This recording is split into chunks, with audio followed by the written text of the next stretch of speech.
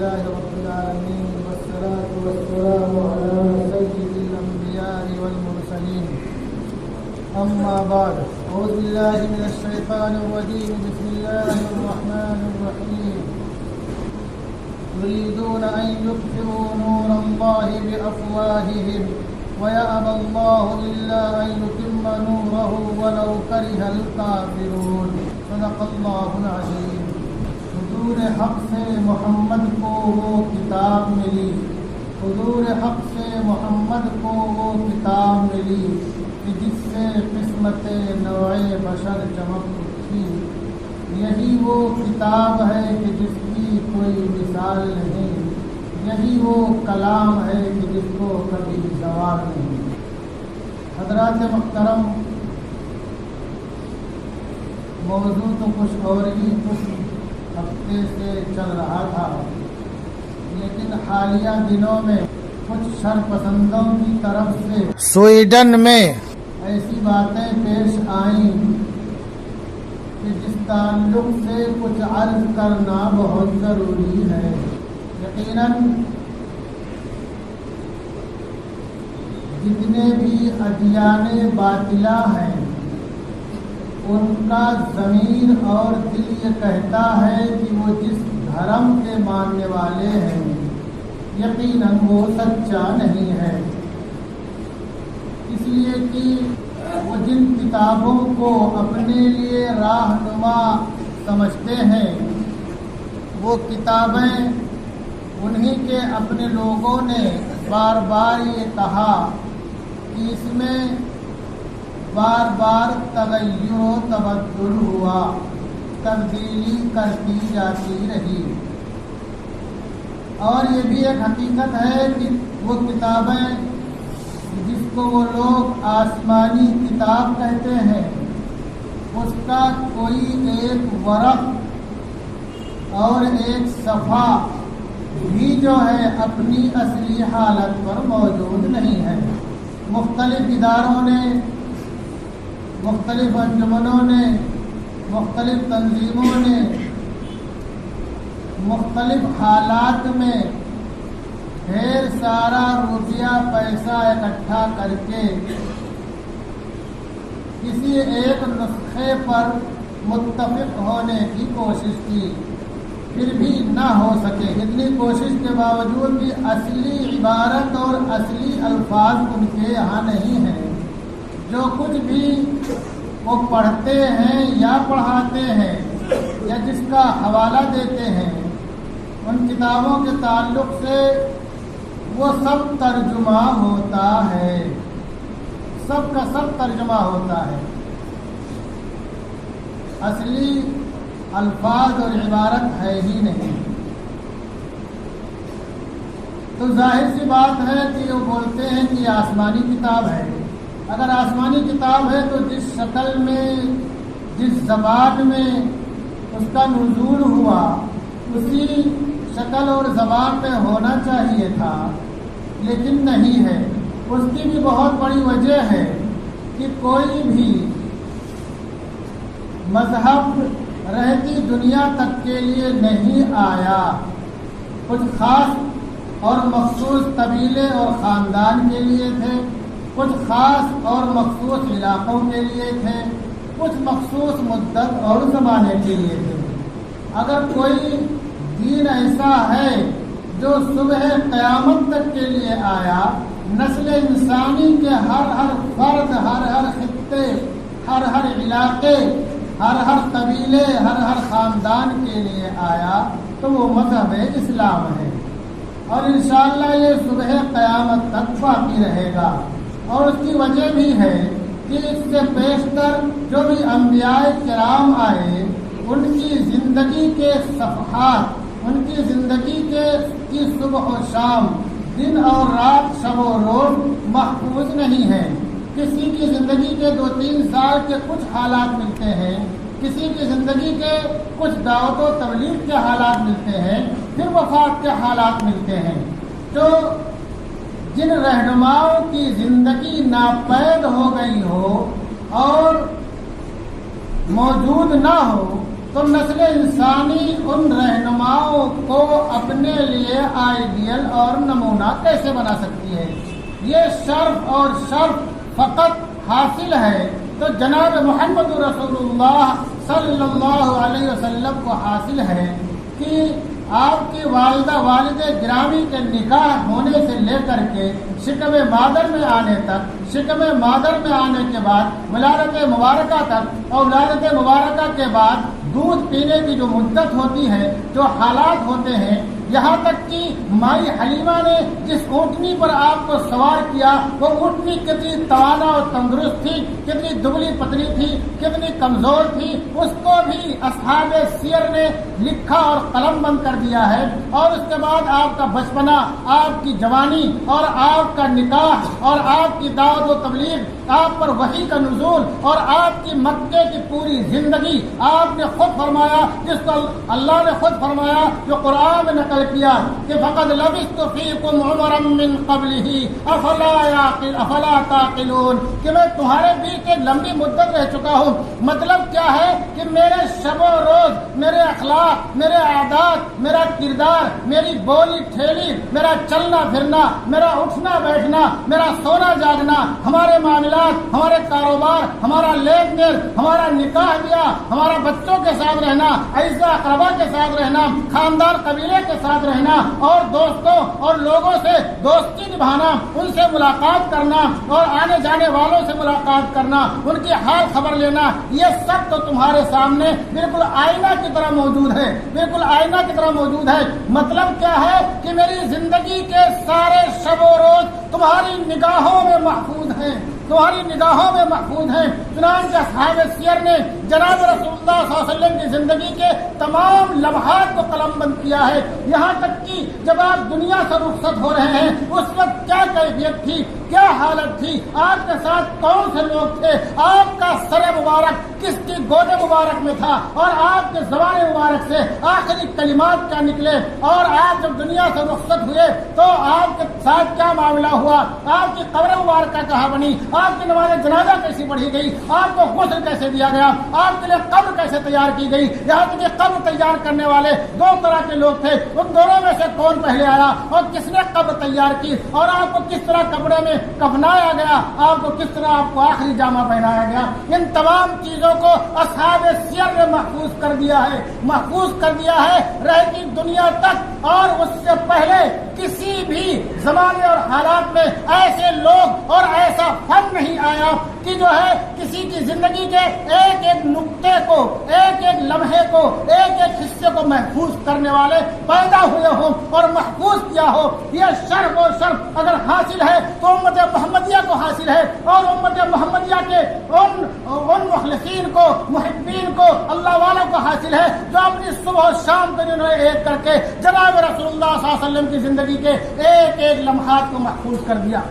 تو میں عرض کر رہا تھا کہ جو بھی کتابیں آسمانی جن کے بارے میں لوگ دعویٰ کرتے ہیں، ادیان باطلہ کے لوگ، وہ کتابیں بھی محفوظ نہیں ہیں، اور ان کے وہ ہادی اور رہنما جن کو اپنا ہادی اور رہنما وہ سمجھتے ہیں، ان کی زندگی بھی محفوظ نہیں ہے۔ اور محفوظ نہ ہونے کی ایک بہت بڑی وجہ یہ تھی کہ وہ تمام ادیان رہتی دنیا تک کے لیے نہیں تھے، تمام نسل انسانی کے لیے نہیں تھے، اس واسطے اللہ نے ان کی حفاظت کی ذمہ داری نہیں لی اور اس کو محفوظ نہیں رکھا۔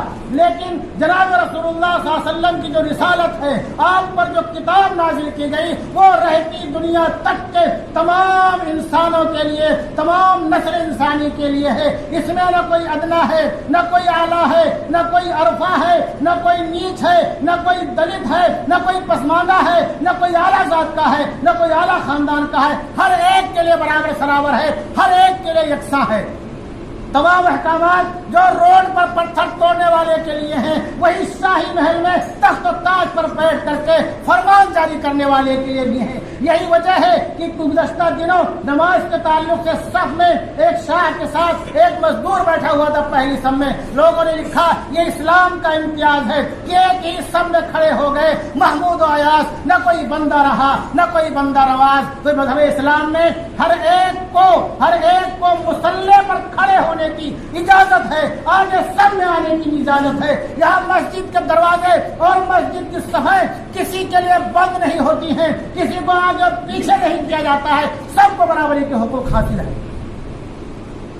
تو اب کیا ہے؟ یہ اسلام کی وہ سچائیاں ہیں، یہ اسلام کی وہ خوبیاں ہیں جس کو دیکھ کر کے ادیان باطلہ کے باطل پرستار، ادیان باطلہ کے لیے باطل پرستار اور دنیا کے پرستار، جن کی زندگی کا نصب العین محض دنیا میں شہرت اور ناموری حاصل کرنا ہے اور دنیا میں ڈھیر سارے روپے اور پیسے جمع کر لینا ہے، ان کے نزدیک یہ باتیں جو اسلام کے تعلق سے ہیں ان کو کانٹے کی طرح چبھتی ہیں، ان کو کانٹے کی طرح چبھتی ہیں۔ تو بعض دفعہ مسلمانوں کو چڑھانے کے لیے، بعض دفعہ مسلمانوں کے جذبات کو ابھارنے کے لیے اور بعض دفعہ اپنی شہرت و ناموری کے لیے کہ بدنام ہوں گے تو کیا نام نہ ہوگا، کہ اس طرح حرکت کرو کہ دنیا میں لوگ ہمارا بھی نام جان جائیں، دنیا میں لوگ ہمارا بھی نام جان جائیں۔ تو ایسی غلیظ حرکتیں کرتے ہیں، ایسی بے سر و پا کی حرکتیں کرتے ہیں تاکہ لوگ ان کو بھی جان جائیں یہ بھی کوئی انسان ہے، دو ٹانگ کا جانور ہے جو کھوپڑی بھی رکھتا ہے، سر پہ اس کے بال بھی ہیں اور یہ فلاں ملک فلاں علاقے میں اور فلاں جگہ رہتا ہے، یا فلاں سیاسی پارٹی سے اس کا تعلق ہے، فلاں تنظیم سے اس کا تعلق ہے، لوگ اس کا بھی نام لینے لگے۔ تو بعض لوگ اس لیے بھی کرتے ہیں۔ ایسے حالات میں، ایسے مواقع میں ہمیں کیا کرنا ہے؟ ہمیں کیا کرنا ہے؟ بہت ہی سنجیدگی کے ساتھ اپنا رد عمل درج کرانا ہے، جذبات کو قابو میں رکھنا ہے، اپنے احساسات کو قابو میں رکھنا ہے، اپنے کو جذبات میں بہکنا نہیں ہے، جذبات میں بہکنا نہیں ہے۔ اور مسلمانوں ایک بہت بڑی وجہ یہ بھی ہے کہ لوگ جو بھی قرآن سنتا ہے اس کا گرویدہ ہو جاتا ہے، جو قرآن سنتا ہے سچے دل سے وہ قرآن کا گرویدہ ہو جاتا ہے۔ تو ادیان باطلہ کے بہت سے ایسے لوگ جو اپنے باطل مذہب کی دعوت و تبلیغ کا کام کرتے ہیں، روپیہ پیسے کا لالچ دیتے ہیں، گھر مکان کا لالچ دیتے ہیں اور شادی بیاہ کا لالچ دیتے ہیں، دنیاوی عیش و عشرت کا لالچ دیتے ہیں، ان کے کروڑ روپے اس وقت بیکار اور اکارت ہو جاتے ہیں جب کہیں کوئی اللہ کا مومن بندہ اللہ کے قرآن کی آیتیں کہیں پڑھ کے سنا دیتا ہے۔ تو جن لوگوں پہ انہوں نے کروڑ روپے خرچہ کیے، ہزار روپے خرچہ کیے اور ایک لمبی مدت جن کے بیچ میں انہوں نے اپنے باطل مذہب کی تبلیغ کے لیے گزارا اور یہ سمجھتے تھے کہ ہمارے ہو جائیں گے، لیکن جب قرآن کی آیتیں ان کے سامنے آتی ہیں اور وہ سچے دل سے اس کو سنتے ہیں تو قرآن کے گرویدہ ہو جاتے ہیں۔ اس کی بہت سی مثالیں موجود ہیں، زمانے قدیم میں بھی اور آج کے زمانے میں بھی بہت سی مثالیں موجود ہیں۔ مسلمانوں، زمانے قدیم میں تم چلے جاؤ، جب جعفر طیار رضی اللہ تعالیٰ عنہ نے نجاشی کے دربار میں سورہ مریم کی ابتدائی آیت تلاوت کی تو نجاشی اور اس کے جو بھی وہاں موجود تھے دربار میں، نجاشی کی آنکھوں سے آنسو ایسے جاری ہو گئے جیسے کہ ساون بھادوں کے موسم میں بارش کے قطرے برستے رہتے ہیں۔ وہ سن کر کے اور اس نے کہا یہ حقیقت ہے جو تم نے بتایا، اور اسی نجاشی کی نماز جنازہ جناب رسول اللہ صلی اللہ علیہ وسلم نے غائبانہ طریقے سے ادا کی۔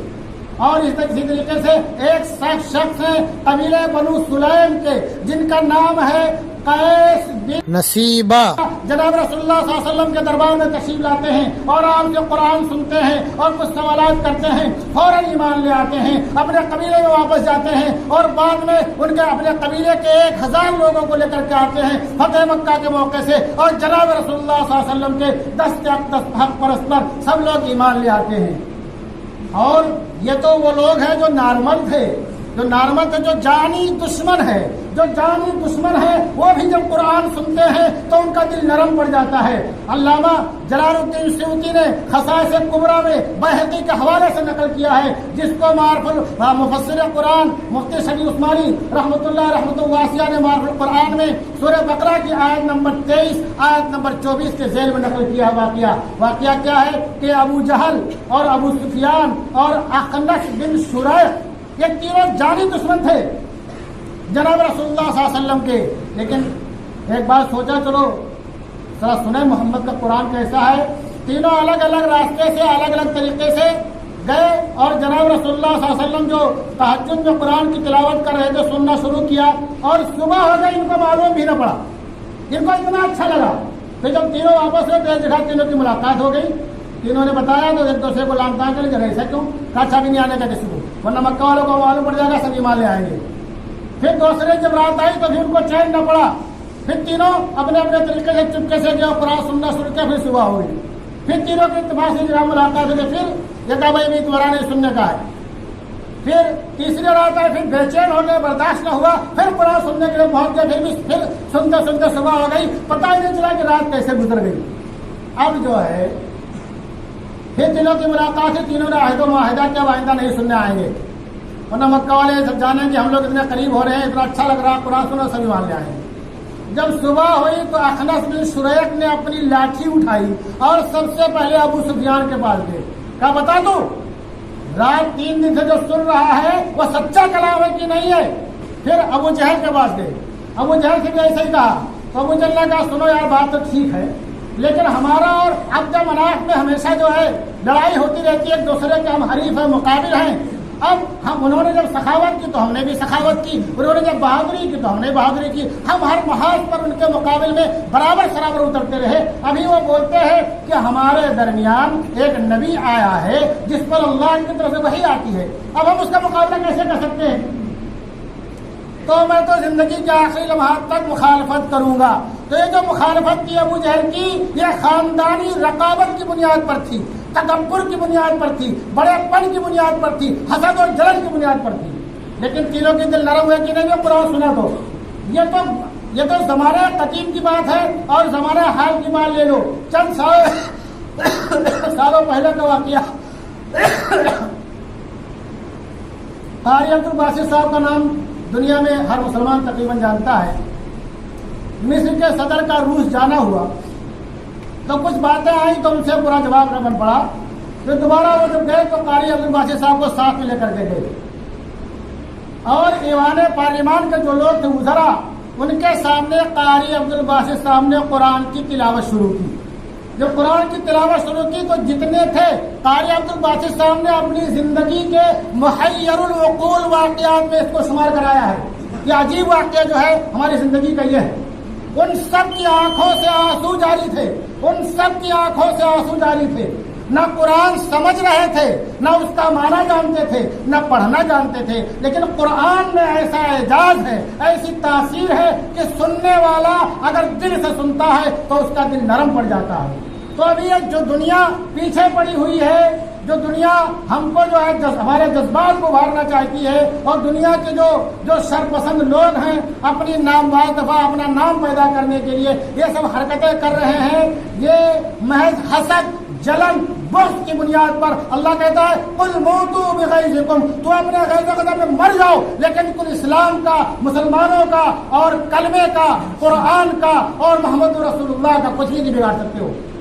تمہاری ان حرکتوں سے قرآن پر کوئی حرف آنے والا نہیں ہے. اس سے تم سے پہلے بھی ایسے لوگ گزرے ہیں, تم سے پہلے بھی ایسے لوگ گزرے ہیں جنہوں نے علماء کو سوروں کی کھالوں میں بھر کر کے ان کو گولیاں چلا دی, دریا میں ڈال دیا, اور لاکھ قرآن کے نسخوں کو جلا دیا, اور وہ یہ سمجھ بیٹھے کہ ہم نے ایسا کر لیا ہے تو ابھی قرآن ختم ہو جائے گا, اور جب قرآن ختم ہو جائے گا تو مسلمان بھی ختم ہو جائیں گے. لیکن دوستوں ایسا نہ ہوا.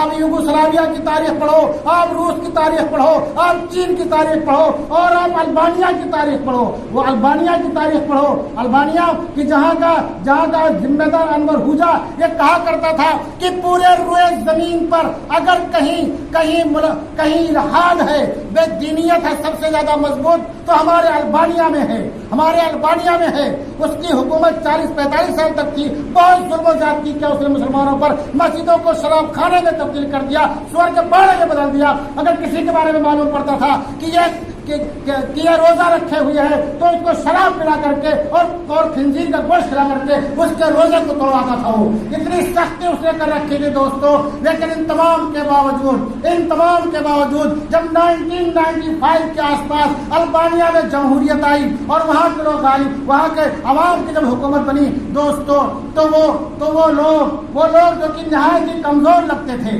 نہایت ہی غریب لگتے تھے, مزدور لگتے تھے, بھکاری لگتے تھے. میں یہ جملہ اس لیے کہہ رہا ہوں مسلمانوں سن لو, یہ جملہ اس لیے کہہ رہا ہوں کہ آج کل ہمارے عمرہ کا یہ نظریہ بن چکا ہے کہ جو مولوی ہے, جو حافظ ہے, جو امام ہے, جو مؤذن ہے, وہ بھکاری ہے. تم نے بھکاری بنا رکھا ہے. تمہارے لڑکے ایک دن کی پارٹی میں جتنا خرچ کر دیتے ہیں, تم پورے سال میں اپنے ائمہ کو, علماء کو, مشائخ کو, مؤذنین کو, حفاظ کو تنخواہ نہیں دیتے ہو. یہ اللہ کیا تمہاری پکڑ ہوگی اگر تم کو بھکاری دکھتے ہیں تو. لیکن سنو مسلمانوں، یہی بھکاری جن کو ہم بھکاری سمجھتے ہیں، جن کو ہم فقیر سمجھتے ہیں، جن کو ہم محتاج سمجھتے ہیں، جب وہاں جمہوریت آئی اور عوام کی حکومت بنی تو دوستو ایک طبقہ ایسا کھڑا ہو گیا جو ایک کہہ رہا تھا کہ میں حافظ قرآن ہوں، میں حافظ قرآن ہوں، مسجدوں کو آباد کیا جائے، میں نماز پڑھاؤں گا. انہوں نے حفظ کیسے کیا؟ دوستو کھیتوں میں مزدوری کرتے تھے اور جو قرآن کا حافظ ہوتا تھا وہ بازو والے بچے کو قرآن کے ایک ایک آیتیں پڑھ کے سناتا رہتا تھا. سلائی بنائی کی دکانوں میں کام کرتے تھے، جو حافظ ہوتا تھا وہ بازو والے بچے کو ایک ایک آیتیں پڑھ کر کے سناتا تھا اور وہ اس کو رکھ لیتا تھا. وہ دیکھ کر پڑھ نہیں سکتے تھے مسلمانوں، لیکن زبانی ان کو پورا قرآن یاد تھا. تو البانیہ میں اتنی سختی برتی گئی کہ شاید کہ کہیں بھی سختی برتی گئی ہو، اس کے باوجود وہاں جب جمہوریت آئی تو علماء تو حفاظ کا ایک بڑا طبقہ کھڑا ہو گیا. یہ کیا ہے؟ یہ قرآن کا اعجاز ہے. یہ اللہ نے جو فرمایا انا نحن نزلنا الذکر وانا لہ لحافظون، کہ ہم نے قرآن کو اتارا ہے اور ہم ہی قرآن کی حفاظت کرنے والے ہیں. تو میرے کہنے کا خلاصہ یہ ہے کہ جتنے بھی ادیان باطلہ ہیں جن کو دعویٰ ہے اپنی کتابوں کے آسمانی ہونے کا، ان میں سے کسی کو اس کی اصلی عبارت اور الفاظ کے ایک پیج اور ایک سبق نہیں یاد ہوگا. لیکن اللہ تبارک و تعالیٰ کا یہ فضل ہے جو امت محمد میں لاکھ نہیں بلکہ کروڑ لوگ قرآن کے حافظ ہیں، جو الحمدللہ کے الف لام سے لے کر کے سورہ ناس کے سین تک ایک بیٹھک میں سنا سکتے ہیں. اور میں چیلنج سے کہہ سکتا ہوں اپنی اس مجلس میں ایسے کئی لوگ موجود ہیں جو ایک مجلس میں بغیر دہرائے ہوئے قرآن سنا سکتے ہیں. یہ اللہ نے جو ذمہ داری لی تھی یہ وہی فضل ہے، اللہ کا کرم ہے. تو اللہ کا یہ فضل، اللہ کا یہ کرم اور اللہ نے جو کتاب اللہ کی حفاظت کی ذمہ داری لی ہے، یہ ادیان باطلہ کے پرستاروں سے اور ماننے والوں سے برداشت نہیں ہوتا ہے. حسد میں، جلن میں، بغض میں، کینہ میں، کپٹ میں جلے بھنے جا رہے ہیں اور وہ تمام راستے ڈھونڈتے ہیں کہ جس سے مسلمان مشتعل ہو، اس کے نوجوان مشتعل ہوں، جس سے مسلمان جذبات میں آئے، الٹی سیدھی حرکتیں کریں، پھر ہماری گولیاں ہوں اور ان کے سینے ہوں. تو دوستو ایسے مواقع سے ہمیں اپنے جذبات کو بھی قابو میں رکھنا ہے اور بہت ہی سنجیدگی کے ساتھ، وقار کے ساتھ، متانت کے ساتھ دفاع بھی کرنا ہے اور اپنا احتجاج بھی درج کروانا ہے. یقیناً اللہ تبارک و تعالیٰ کہ اللہ تبارک و تعالیٰ کے یہ فضل، اس کا احسان ہے کہ اللہ تبارک و تعالیٰ نے امت محمدیہ کی ہر چہار جانب سے حفاظت کے اسباب و ذرائع غیر سے پیدا کر رکھا ہے اللہ تعالیٰ نے. اور قرآن کے بارے میں کسی شاعر نے کہا، دوستو یہ ہماری جو غفلت ہے، شاعر کیا بولتا ہے؟ مسلمانوں اٹھو قرآن کی دعوت کو پھیلاؤ، مسلمانوں اٹھو قرآن کی دعوت کو پھیلاؤ، جہاں بے اما کو عافیت کے راز سمجھاؤ. زمانہ آج بھی قرآن ہی سے فیض پائے گا، مٹے گی ظلمت شب اور سورج جگمگائے گا. دوستو وقت زیادہ ہو گیا، لیکن بہت اہم بات یہ ہے، گزشتہ جمعہ کو کچھ باتیں آئی تھیں جس کے تعلق سے ہم سے کئی لوگوں نے کہا کہ اس تعلق سے آپ بولیے. ایک بات تو یہ کہا لوگوں نے جنازے کے تعلق سے کہ بعض لوگ جنازہ پڑھانے کے لیے بھاڑے پر آدمی لاتے ہیں. بھاڑے پر بول رہا ہوں دوستو، کچھ دنیا میں کچھ ایسے لوگ ہیں جو بغیر ہدیہ نذرانہ کے کوئی کام نہیں کرتے. ان کے تعلق سے میں عرض کر دوں، جو فقہ کی کتابوں میں مسئلہ لکھا ہوا ہے کہ حاکم وقت شرعی حاکم ہو تو جنازہ وہ پڑھائے گا، افضل ہے. وہ نہیں ہے تو محلے کا امام میں بھی نہیں تو پھر وارث کو حق ہے اپنا پڑھائے یا کسی سے پڑھوائے. اس کی ایک بہت بڑی مثال ہے جو یہ اسد الغابہ جلد نمبر 3 صفحہ نمبر 564، عمدۃ القاری شرح بخاری کتاب الجنائز جلد نمبر 6 صفحہ نمبر 172 اور شرح نہج البلاغہ ابن ابی الحدید کی جلد نمبر 16 صفحہ نمبر 220. نہج البلاغہ جو شیعوں کی بہت معتبر کتاب ہے. یہ عمدۃ القاری جو ہے بخاری کی شرح ہے. اسد الغابہ میں بہت ہی باتیں لکھی ہوئی ہیں ترتیب کے ساتھ، جس کو سب کو پڑھنا چاہیے. ان تینوں میں ایک بات جو لکھی ہوئی ہے میں اس کو پڑھ دیتا ہوں، سنیں. قال له تقدم، اے قال الحسین رضی اللہ تعالی عنہ تقدم فلولا السنة ما قدمتك وسعید یومئذ امیر المدینہ.